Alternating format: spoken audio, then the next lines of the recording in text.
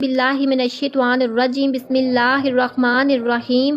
یہ درد بھرا واقعہ سننے کے بعد آپ کی آنکھوں میں آنسو آ جائیں گے۔ حضرت بی بی فاطمہ کی وفات کا واقعہ ہے کہ بی بی فاطمہ گھر کے تمام کام کر کے چکی پیس رہی تھی اور رو رہی تھی۔ حضرت علی گھر میں تشریف لائے اور دیکھتے ہیں کہ گھر کے سارے کام ہو چکے ہیں اور فاطمہ چکی میں آٹا پیس رہی ہے اور رو رہی ہے۔ حضرت علی بی بی فاطمہ سے پوچھنے لگے، اے فاطمہ تو کیوں رو رہی ہے اور یہ پانی کس لیے گرم ہو رہا ہے اور اتنا سارا آٹا کیوں پیس رہی ہو؟ بی بی فاطمہ رو کر فرمانے لگی، اے میرے پیارے شوہر، آج میں نے ایک خواب دیکھا ہے کہ میرے ابو جان کسی چیز کو تلاش کر رہے ہیں۔ میں نے ان سے پوچھا، اے ابا حضور، آپ کس کو تلاش کر رہے ہیں؟ تو ابا جان نے سرکار دو عالم صلی اللہ علیہ وسلم نے فرمایا، اے فاطمہ میری لگتے جگر بیٹی، میں تجھے تلاش کر رہا ہوں۔ بی بی فاطمہ رو کر فرمانے لگی کہ آج کا دن میرا اس دنیا میں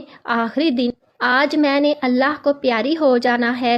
حضرت علی یہ بات سن کر بہت زیادہ رونے لگے اور فرمانے لگے، اے فاطمہ، ابھی تک تو ہمارے نبی سرکار دو عالم کے بچھڑنے کا غم ہمیں بھولا نہیں اور تو اپنے بچھڑنے کی بات کر رہی ہے، میں تیری اس جدائی کو کیسے برداشت کروں گا؟ تو بی بی فاطمہ فرمانے لگی، جس طرح آپ نے میرے ابا حضور کی جدائی کا غم برداشت کیا ہے، اسی طرح سے میری جدائی کا غم بھی برداشت کر لیجئے گا۔ حضرت علی پوچھنے لگے، یہ پانی کیوں گرم کر رہی ہو اور یہ اتنا سارا آٹا کیوں پیس رہی ہو؟ آج کے دن بھی تم اتنا کام کر رہی ہو، اتنے سارے کام کر لیے ہیں؟ تو بی بی فاطمہ رو کر فرمانے لگی، اے میرے پیارے شوہر، آپ کے بھی تو حق ادا کرنے ہیں، اپنے بچوں کے بھی تو حق ادا کرنے ہیں۔ میں پانی اس لیے گرم کر رہی ہوں تاکہ میں اپنے دونوں بچوں کو اپنے ہاتھوں سے نہلا سکوں۔ میں آٹا اس لیے پیس رہی ہوں تاکہ میرے بچے اور آپ اس آٹے کی روٹیاں بنا کر کھا سکیں۔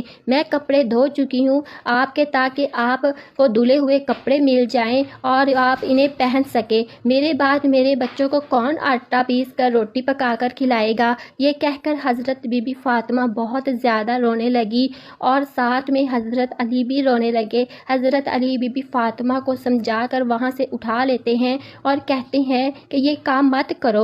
تب ہی اور زیادہ بی بی فاطمہ کی طبیعت خراب ہونے لگتی ہے۔ بی بی فاطمہ کو تیز بخار ہونا شروع ہو جاتا ہے۔ حضرت علی رو رہے ہیں، بی بی فاطمہ رو رہی ہے اور اتنے میں گھر میں امام حسن اور حسین تشریف لے آتے ہیں۔ وہ دونوں اپنے باپ اور ماں کو روتا ہوا دیکھتے ہیں تو اپنی ماں کے سینے سے لگ جاتے ہیں۔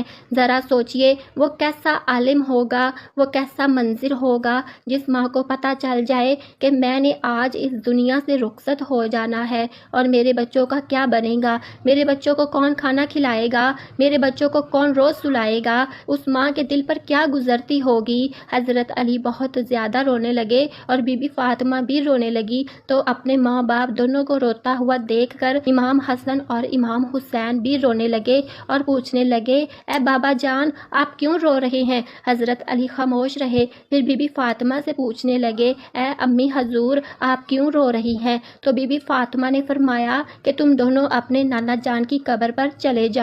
حدیث شریف میں آتا ہے کہ امام حسن اور امام حسین نبی کریم صلی اللہ علیہ وسلم کی قبر پر چلے جاتے ہیں، وہاں پر جا کر بیٹھ جاتے ہیں۔ تب ہی اندر سے آواز آتی ہے، اے میرے پیارے بچوں، تم لوگ واپس اپنی ماں کے پاس چلے جاؤ، میرے پاس تو تم آتے ہی رہو گے، لیکن آج اپنی ماں کو جی بھر کر دیکھ لو۔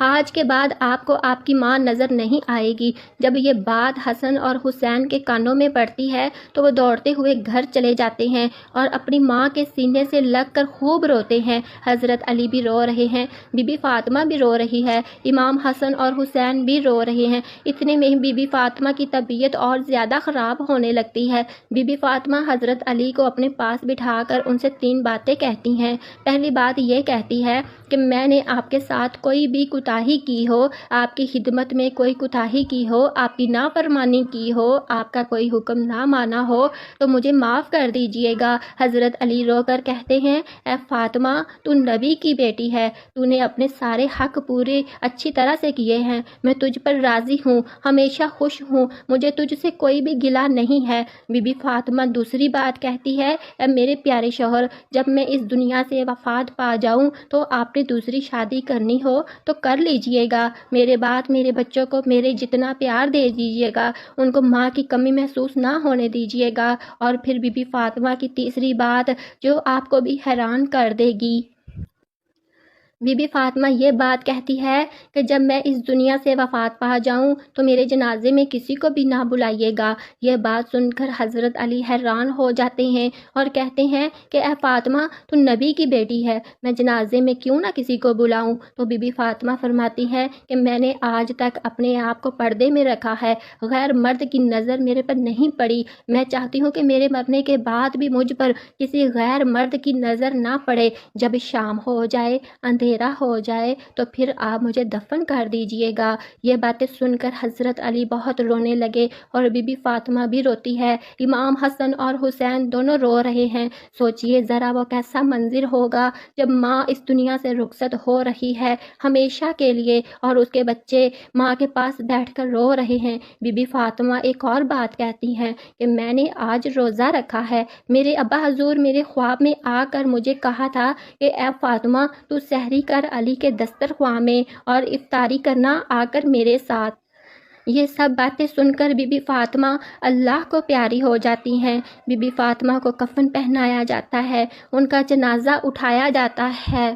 روایات میں آتا ہے کہ جب بی بی فاطمہ کا جنازہ اٹھایا جاتا ہے تو ایک طرف سے حضرت علی کاندھا دیتے ہیں اور دوسری طرف سے امام حسن اور حسین کاندھا دیتے ہیں کہ تب ہی ایک صحابی پہنچ جاتے ہیں جن کا نام ابو ذر غفاری ہوتا ہے، تو تب ہی حضرت علی ان سے فرماتے ہیں کہ آج نبی کی لاڈلی بیٹی کا انتقال ہو گیا ہے، ایک طرف سے تم کاندھا دے دو۔ اسی طرح سے بی بی فاطمہ کا حسن اور حسین رو رہے ہیں، حضرت علی رو رہے ہیں، ابو ذر غفاری بھی رو رہے ہیں اور جنازہ قبر کے پاس رکھا جاتا ہے، قبر کھودی جاتی ہے۔ حضرت علی اس قبر کو دیکھتے ہیں جس قبر میں بی بی فاطمہ کو رکھنا ہوتا ہے تو حضرت علی بہت زیادہ روتے ہیں کہ ان کی داڑھی بھیگ جاتی ہے، ان کے کپڑے بھی بھیگ جاتے ہیں۔ حضرت علی کبھی بی بی فاطمہ کو دیکھتے ہیں اور کبھی اپنے بچوں کو دیکھتے ہیں۔ یہ منظر دیکھتے ہوئے حضرت ابو ذر غفاری بھی رونے لگتے ہیں اور قبر سے کہتے ہیں اے قبر کیا تجھے پتا ہے یہ جنازہ کس کا ہے؟ یہ قبر اے قبر یہ محمد کی بیٹی کا جنازہ ہے، یہ علی کی بیوی کا جنازہ ہے، یہ امام حسن اور حسین کی ماں کا جنازہ ہے۔ اس وقت قبر سے آواز آتی ہے کہ میں رشتہ دار نہیں دیکھتی، میں اعمال دیکھتی ہوں۔ ناظرین یہ جو قبر کی آواز آئی تھی وہ بی بی فاطمہ کے لیے نہیں تھی، کیونکہ بی بی فاطمہ تو بخشی بخشائی تھی اور وہ جنت کی عورتوں کی سردار تھی۔ بی بی فاطمہ تو ہر طرح کے گناہ سے پاک تھی، یہ آواز تو ہم جیسے گناہ گار لوگوں کے لیے تھی۔ جب بی بی فاطمہ کو قبر میں دفنایا گیا تو حضرت علی اپنے دونوں بچوں کو سینے سے لگا کر قبر کے پاس بیٹھ کر کافی دیر تک روتے رہے۔ دونوں بچے بھی کافی دیر تک روتے رہے اپنی ماں کو یاد کر کے، وہ تو ہمارے نبی کا گھرانہ تھا، وہ تو بخشے ہوئے لوگ تھے، جنتی لوگ تھے، جنت کے لوگوں کے سردار تھے، گناہ گار اور نافرمان تو ہم لوگ ہیں جن سے قبر ہزار سوال کرے گی کہ کون سے اعمال لے کر آئے ہو میرے پاس۔ دعا ہے کہ اللہ پاک ہم سب کو نیک اعمال کرنے کی توفیق عطا فرمائے، آمین۔ ویڈیو اچھی لگے تو لائک اور سبسکرائب ضرور کیجیے گا۔